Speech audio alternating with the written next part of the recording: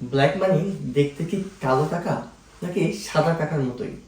আমরা যে সকল টাকা ব্যবহার করি নিত্য প্রয়োজনীয় কাজের জন্য সেরকমই দেখতে, নাকি সেটি অন্য কোনো চুরি করা টাকা কিংবা বিদেশ থেকে পাচার করা টাকা হয়?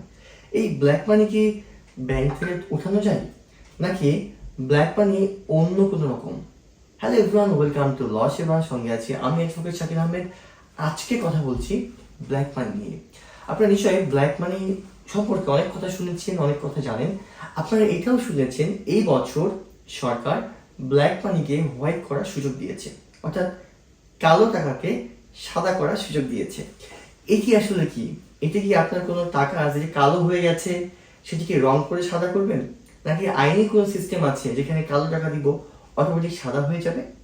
ফুল ভিডিওটি দেখবেন, তাহলে আপনার অনেক উপকার হবে। একই সঙ্গে আপনার যদি থাকে কোনো কালো টাকা সেটিও সাদা করতে পারবেন খুব সহজে। এখন আসি ব্ল্যাক মানি কিংবা কালো টাকা কি। আমাদের আইনে নিয়ম হচ্ছে যে আপনার ইনকাম ট্যাক্স ফাইলে যে টাকার পরিমাণ আপনি প্রদর্শন করেননি, অর্থাৎ আইনের ভাষায় বলা হচ্ছে অপ্রদর্শিত টাকা বা অপ্রদর্শিত অর্থ, আপনি আপনার যে অর্থটি কিংবা যে টাকাগুলো আপনার ট্যাক্স ফাইলে প্রদর্শন করেননি কিংবা উল্লেখ করেননি, সেটাকেই সহজার্থে বলা হয় ব্ল্যাক মানি। এখন ব্ল্যাক মানি কি শুধু লিকুইড হতে পারে, নাকি আমার কোনো ল্যান্ড প্রপার্টিও হতে পারে? ব্ল্যাক মানিকে এক কথায় বললে লিকুইড মানি বুঝাই, তবে যদি আমরা বৃহৎ অর্থে বলি সেটি তখন সম্পত্তি কিংবা অন্যান্য বিষয়কেও যুক্ত করে আনতে পারে। যেমন ধরুন, আপনি অবৈধভাবে উল্লেখ টাকা ইনকাম করেছেন, কিংবা আপনি বৈধভাবে ইনকাম করেছেন কিন্তু সেটি আপনার ট্যাক্স ফাইলে দেখাননি। পরবর্তীতে আপনার সেই টাকা দিয়ে আপনি একটা ফ্ল্যাট কিনেছেন, সেটিও আপনার ট্যাক্স ফাইলে দেখাননি। এভাবেই আপনার চলছে দিনকাল। হঠাৎ করে মনে হলো যে এই ফ্ল্যাটটি দেখানো উচিত আমার ট্যাক্স ফাইলে, তো দেখাতে গেলে কি করণীয় আছে কিংবা কি উপায় আছে? আমাদের আইনে বেশ কয়েকভাবে এই ব্ল্যাক মানিগুলো কিংবা ব্ল্যাক মানি দিয়ে করা সম্পদগুলোকে হোয়াইট করার প্রসিডিউর বলা আছে। আপনার যে অপ্রদর্শিত টাকাটি রয়েছে, যদি সেটি দিয়ে আপনি কোনো ফ্ল্যাট কিনেন, গাড়ি কিনেন, বাড়ি করেন কিংবা অন্য কোনো সম্পদ করেছেন, সেটিও কিন্তু অপ্রদর্শিত হিসেবেই গণ্য হবে। এখন আইনে যদি আপনি এই ফুল লিকুইড মানিকে দেখাতে চান, এই ব্ল্যাককে হোয়াইট করতে চান, অর্থাৎ আপনি যে ইনকাম করেছিলেন ইতিপূর্বে কিন্তু ট্যাক্স ফাইলে দেখাননি, এখন আপনি দেখাতে চাচ্ছেন, তাহলে এই ব্ল্যাক মানিকে যখনই আপনি ট্যাক্স ফাইলে ইনক্লুড করবেন কিংবা আপনার এই লিকুইড মানি হিসেবে যুক্ত করবেন, তখনই কিন্তু এটা হয়ে যাবে হোয়াইট মানি।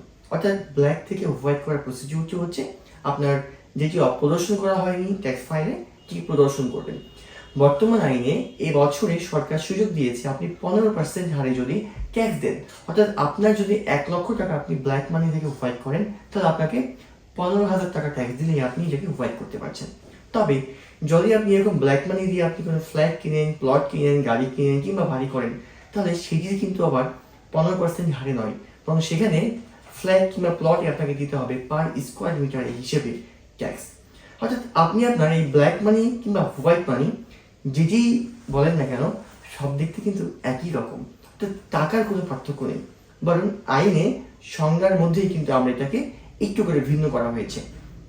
তার চেয়ে মজার বিষয় হচ্ছে আমরা বাস্তবিক অর্থে বোঝার সাথে বলছে ব্ল্যাক মানি কিংবা হোয়াইট মানি, বাট আইনের ভাষায় এটাকে বলা হচ্ছে যেটি প্রদর্শন করা হয়েছে অথবা অপ্রদর্শিত অর্থ।